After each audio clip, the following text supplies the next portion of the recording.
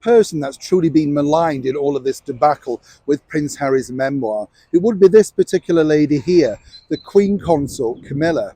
And more so, really cruelly, given the fact that our late and beautiful monarch, Queen Elizabeth II, well, she basically wanted everyone to endorse this new role for, in the fullness of time, as she said, the Queen Consort. So Camilla obviously vibrantly embraced that role and has done now for many years, being a spectacular asset to the British monarchy, which, as one can imagine, if she were still here today, would leave her incredibly baffled and really hurt as to what Prince Harry's done against Camilla. As we know, he's basically said that she's the villain of the piece, not to be trusted, always trying to plant better stories about herself.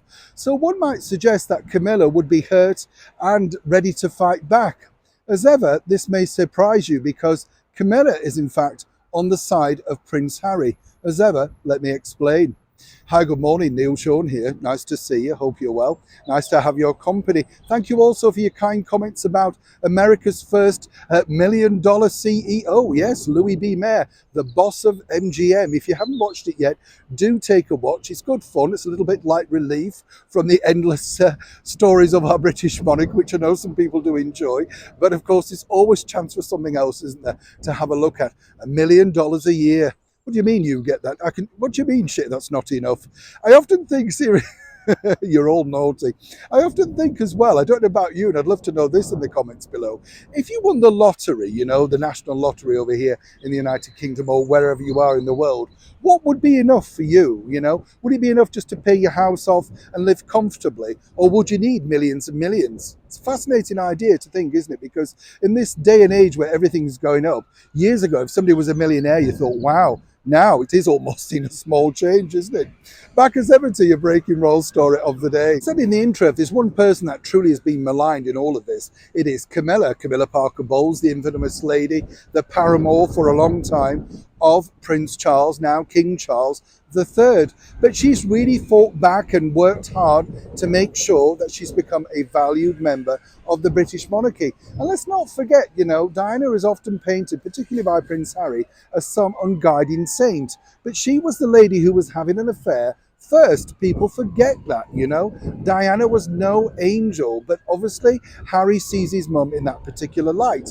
What's interesting here, though, even though Prince Harry has decided to trash, the relationship that he had with Camilla, according to a very good source, Camilla is already in a forgiving mood and doesn't really want this to impact on coronation year. A source told me the problem is, for Camilla in particular, is really she understands what a troubled young man he is, how his head's being turned by someone, and, very delicately said, he needs support, not basically bric-a-bracs thrown back at him. That's the reason why, as I've said before here on the show, why the British monarchy do not retaliate. They truly know what's going on and what has gone on in the very troubled mind of Prince Harry. Obviously now ostracized over there in Montecito, with somebody telling him this is a good idea, is not really working, seemingly.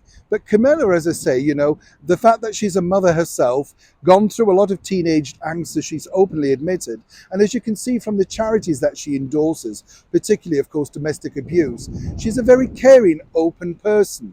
But above all, she knows exactly how much this is truly hurting the king on what's set to be a very busy and historical year. And what her advice, I've been told, to the king is keep avenues of communication open, because at some point, when he's ready, he's going to reach out. And what, according to her, Prince Harry doesn't need anymore in his life is rejection. Now, how magnanimous is that from someone, as I say, who's been truly maligned, not just by Prince Harry in his book, but for years in the British press. So if anybody's talking about troubled times, it truly could be this lady. And as I say, this comes from a very good source. And having met Camilla myself, I have to say she's totally without ambition, not pushy at all, just there to support and offer sage advice.